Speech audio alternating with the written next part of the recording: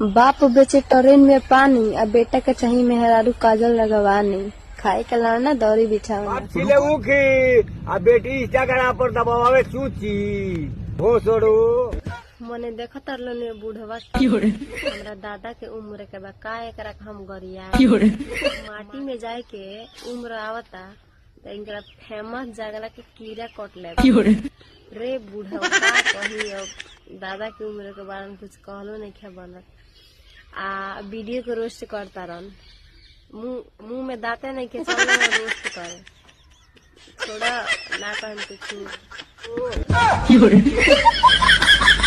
बाप बेचे ट्रेन में पानी आ बेटा के चाही मेहरारू काजल लगवानी। खाए के लाना दौरी बिछावना। छिले उखी आ बेटी इंस्टाग्राम पर दबावे सूची हो छोड़ो। मने देखा तरलो ने बूढ़वा हमरा दादा के उम्र के बा का एकरा हम गरिया माटी में जाए के उम्र आवता त इनकरा फेमस जगला के कीड़ा कट ले रे बूढ़वा का कही अब दादा के उम्र के बारे में कुछ कहलो नहीं खे बनत आ वीडियो को रोस्ट करता रन मुंह में दाते नहीं के चल रोस्ट करे थोड़ा ना कहन कुछ।